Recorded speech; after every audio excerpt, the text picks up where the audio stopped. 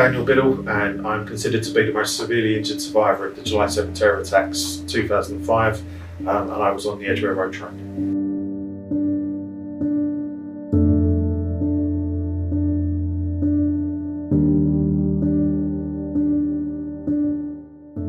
We pulled into Edgware Road station, and again some people got off, and it's about sort of 10 to 9 now.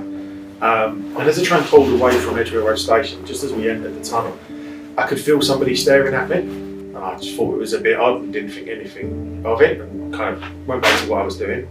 And out of the corner of my eye, I noticed him lean forward and look along the carriage, and then he sat back and was staring at me again. So I was about to kind of very politely ask him what he was looking at, and then I just see him put his hand into the bag.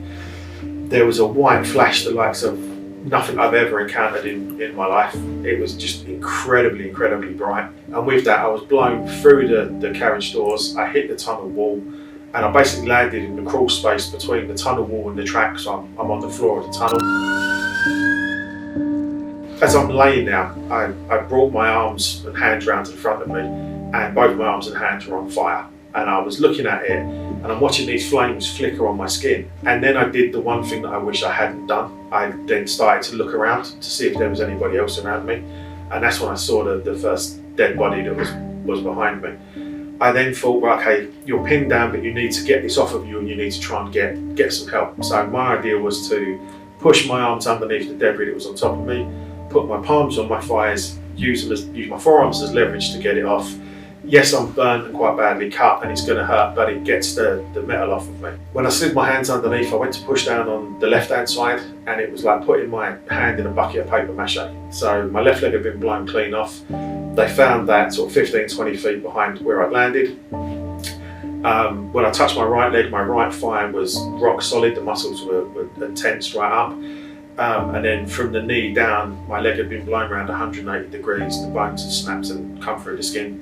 And again on the left side, I'd severed the femoral artery, so when I put my hand down and was touching it, I could feel the blood pumping out of me as it was hitting my hand in spurts. So at that point I was like, okay, this is really bad. I'm going to die here.